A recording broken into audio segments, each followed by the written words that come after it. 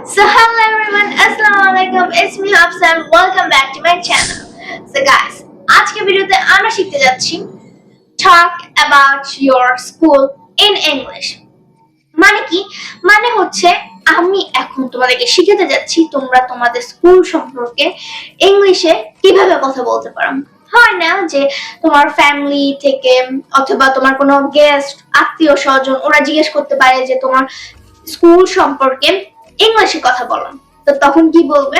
So আজকে ভিডিওতে ওটাই শিখাবো যে তোমাকে কেউ যদি জিজ্ঞেস করে তোমার স্কুল সম্পর্কে অথবা স্কুলে যদি তোমাকে জিজ্ঞেস করে তুমি কিভাবে ওইটার আনসার ইংলিশে দিবে।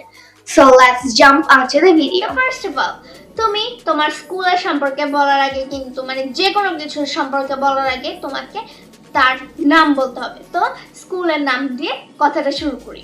তুমি এখানে বলতে পারো যে the name of my school is dash. The name of my school is Oxford Foundation English School. আমার স্কুলের নাম অক্সফোর্ড ফাউন্ডেশন ইংলিশ স্কুল। কিন্তু তুমি কিন্তু এই কথাটাকে একদম সেম সেন্টেন্স কিন্তু তুমি এটাকে একটু ভিন্নভাবে বলতে পারো। তুমি এখানে বলতে পারো my school name is dash, my school name is Oxford foundation English school. আর ড্যাশে তোমার স্কুলের নাম জাস্ট তুমি বলে দিবে। এখন তুমি তোমার স্কুল কোথায় অবস্থিত সেটা বলতে পারো। তুমি এখানে বলতে পারো যে মাই school is located at dash in dash. My school is located at Mirpur in Dhaka. তো আমার স্কুলটি ঢাকার মিরপুরে অবস্থিত। তো তোমরা কি কনফিউজড হওনি যে আমি একটা জায়গার আগে ইন বসালাম আরেকটা জায়গার আগে অ্যাট বসালাম? সো অ্যাট কখন বসায়? যখন একটি জায়গা ছোট হয়। আর ইন কখন বসায়? যখন একটি জায়গা অনেক বড় হয়। ঢাকা কিন্তু অনেক বড়, আর ঢাকার মাঝখানে লুকিয়ে আছে মিরপুর। তো মিরপুরের আগে তার জন্য আমি অ্যাড বসালাম। তারপরে মজার একটি ইন্টারেস্টিং সেন্টেন্স কি, তোমরা কিন্তু এটা বলতে পারো যে তোমাদের স্কুল তোমার বাসার কাছে নাকি দূরে। এর আগের ক্লাসে কিন্তু আমি করিয়েছিলাম যে ফার অ্যান্ড নিয়ার। মনে আছে? ফার মানে হচ্ছে দূরে আর নিয়ার মানে হচ্ছে কাছে। সো চলো এই ওয়ার্ড নিয়েই একটি সেন্টেন্স বানাই।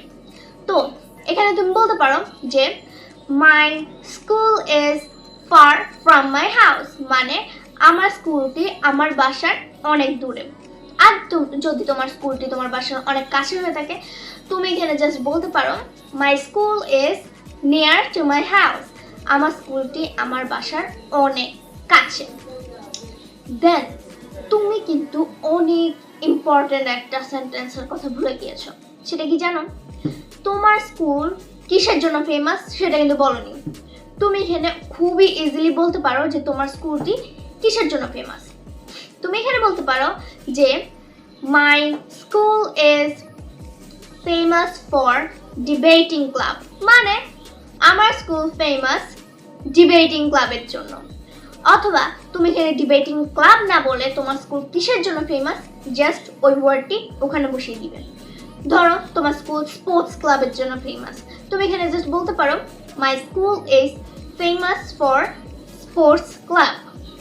দেন তুমি আরও একটা মজার সেন্টেন্স শিখতে পারো। সেটা কি? বিভিন্ন স্কুল বিভিন্ন সাবজেক্টের জন্য ফেমাস হয়ে থাকে। তো তোমার স্কুল কোন সাবজেক্টের জন্য ফেমাস সেটা তুমি বলতে পারো। ধরো তোমার স্কুল ম্যাথের জন্য ফেমাস, তুমি এখানে বলতে পারো mathematics is the best subject in my school, মানে ম্যাথমেটিক্স আমার স্কুলের সবচেয়ে ভালো সাবজেক্ট অথবা সবচেয়ে ভালো বিষয়। তো গাইস আজকে ভিডিওটা এই পর্যন্ত ছিল। আশা করি তোমাদের সবার এই ভিডিওটি ভালো লেগেছে। সো এই ভিডিও থেকে কি কি শিখলে কি জানতে পারলে সেটা কমেন্ট বক্সে অফকোর্স বলবে। সো বাই বাই, আসসালামু আলাইকুম।